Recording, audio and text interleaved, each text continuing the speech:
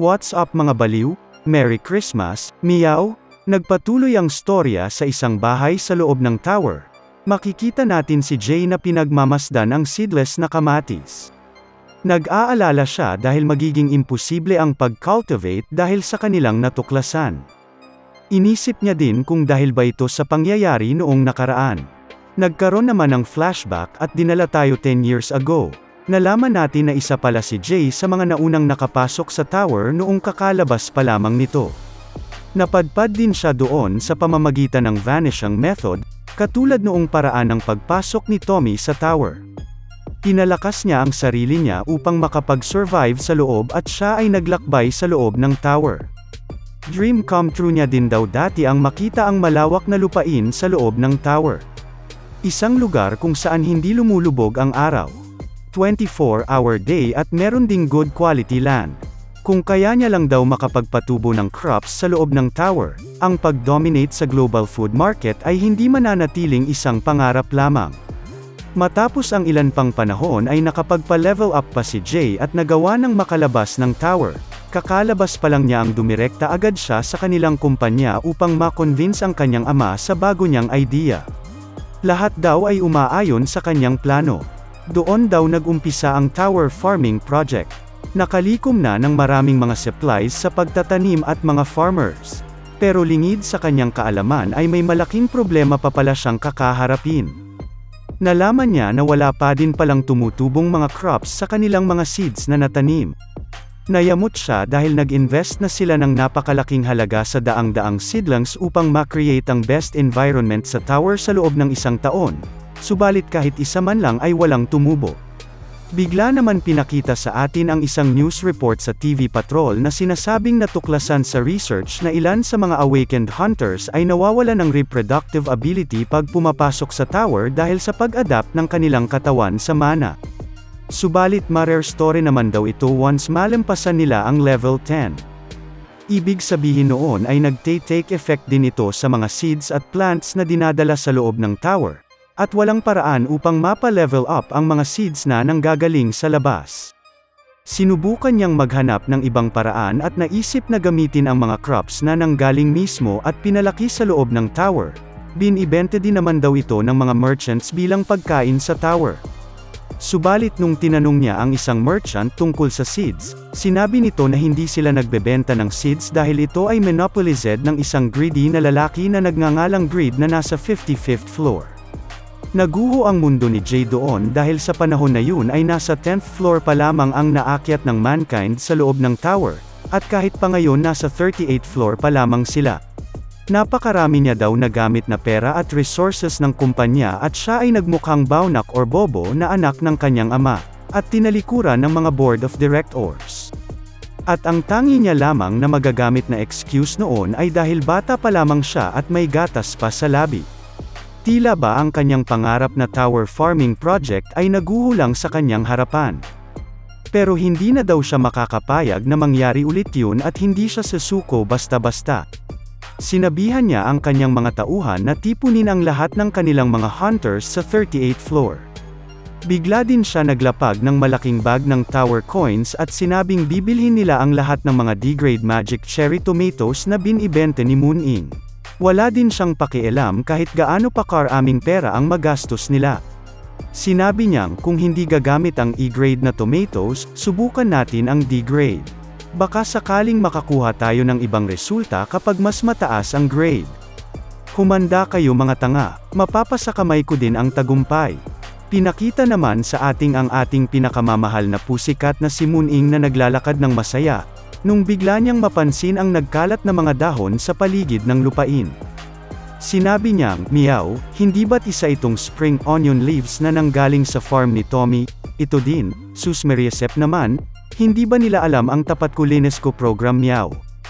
Ay putaktek kang hinayupak kang animal kang kalabaw ka. Nakita ni Moon Ing ang sanhi ng kalat na yun at kanyang nalaman na isa pala itong malaking kalabaw. Tinignan din siya nito at na-realize agad na isa siyang wandering merchant. Dinuro ni Moon Ing ang kalabaw at sinabing, "Hoy walang ya ka meow. Saan mo naman nakuha yang kinakain mo? Aba bastos tong potek na taa, pinulot ko lang itong nakakalat doon sa lupa doon." Ay lintik ka talagang kalabaw. Ang grass na yan ay isa sa mga precious na pananim ni Tommy Meow, imposibleng iniwan niya lang yan na nakakalat ng walang dahilan. Ginagamit ang mga dahon na yan sa iba't ibang bagay tulad ng panggawa ng bowl at pati na mga ropes. Ginagamit niya nga din yang pampiunas sa puwet niya tuwing bumubulwak ang bulkan niya Meow. At ninakaw mo lang yun lahat basta-basta, aba ang galing mo ah. Bigla naman hinampes ni Ox3 ang sahig ng napakalakas at sinabing, hayop kang pusa ka, pinagbibintangan mo ba ang marangal na warrior na tulad ko sa pagnanakaw? Hindi ako makakapag-timpi kahit pa wonder ang merchant ka, babalyahin ko talaga pagmumukha mo. Manahimik ka Meow, hindi ako nagsisinungaling kalabaw ka, halika dito at samahan mo ko kay Tommy Tomato, nang malaman natin kung sino ang tama at mali.